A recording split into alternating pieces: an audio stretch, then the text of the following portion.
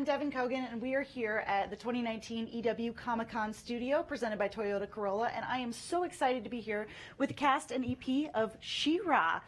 Woo! Hi! So excited to be here. How's it going? Great. Great, we're here. Amazing, yes. Fantastic. We're in this forest here. We are in this I know. forest. We were at San Diego Comic-Con, and now we're in a forest. So you it's guys, like magic. You guys had your big panel this morning. So how's your Comic-Con been so far?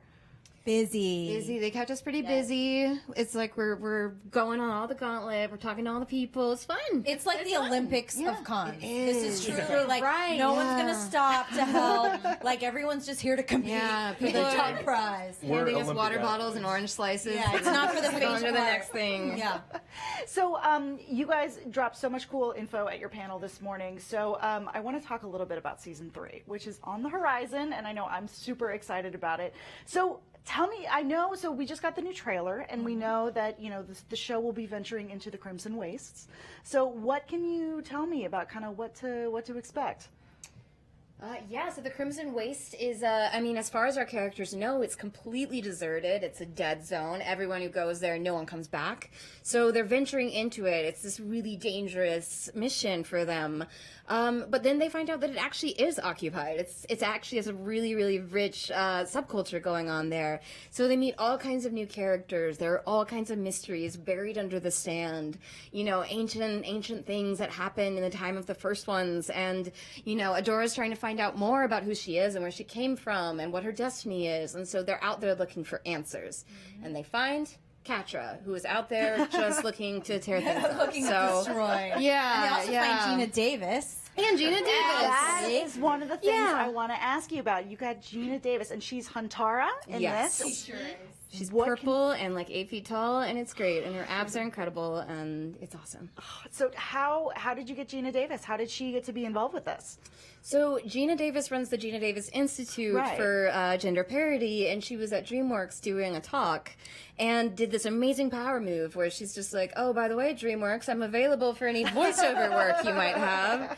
And we're like, okay. If Geena Davis is offering, we will absolutely take you up on that. So it was a perfect fit. We had this character that we were looking to cast, and it just all worked out. So it was like fate. That's pretty serendipitous to get Geena on your show. Yeah. Absolutely. So you mentioned how, the season 3 kind of sees Adora like kind of diving into her past a little bit and trying to figure out how she came from. What can you tell us about how Adora's journey in season 3? Well, it starts off with some kind of unexpected news for her. I think at the top she's sort of like, okay, I'm sort of getting the hang of this hero thing. I've dealt with this stuff in my past, and then she's so wrong. So she gets this news that she's essentially like dumped through a portal as a baby and taken into the Horde, and so she has it's a crisis of identity. It's all of like existentialism happening, and then Shadow Weaver comes back into the fold, and just to like mess it up even more. So it's a tough season as far as her trying to navigate and understanding what she thought she knew, but really what she doesn't know. It's a whole mess, but it's fun.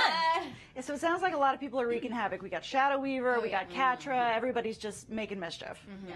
It's a big messy soup, and they're all just, it's, So, going into the Crimson Waste, Adora and the Best Friend Squad, what are their relationship? What's the dynamic like in season 3 as they, kind of kick off this season? It's a very interesting dynamic because obviously we're there to support Adora, but at the same time, I think me and Glimmer are very tentative to go to the Crimson Waste, a place that we thought was abandoned and just like a complete wasteland in which we would die. So, and they still go. Yeah, and we still go anyway. That's how good of friends we are. But we're there to support her. Bo is having an existential crisis because Adora's having an existential crisis. So Sympathy pain. yeah, exactly. He's very empathetic. So it's definitely an interesting season for Bo, just even developing further past that whole Crimson Waste situation. So yeah. He's trying so hard to be there for his friends, Yeah, but his exactly. friends are making bad decisions. And what can you tell us about what we hear from Glimmer this season? Glimmer has awesome powers and super scary, crazy things happen. We get to see a lot more of the Princess Alliance together. It's super awesome. They do lots of fighting. And I can't say a whole bunch, but Frosta, she has her awesome ice fists. So we get to see more punching of robots. Always good. So I'm curious, as you guys enter your third season, especially for the actors, is there something, as you've gotten to know these characters and kind of dive inside their heads, is there something like you feel like you've learned or something that you've like kind of focused on, or like how have you felt, like entering season 3? How are you guys feeling about your characters? As far as Adora goes, I feel like from her I've learned that a hero is made, not so much born. So I think she's really just trying to figure out what it means to be a hero, also the burden of responsibility, but also it's her life too, and she wants kind of a say in it. So that's been really interesting. And it's also just always satisfying to be out in the world dealing with what we're all dealing with, and then having this wonderful home to come to and explore those ideas. Like I don't think it's a coincidence that we're going into the Crimson Waste. Like I don't feel like it's a coincidence that we're dealing with a land of people who have been marginalized and all of those things. And to explore those themes in what feels like a safe way is really a gift. So I'm very thankful. Yeah.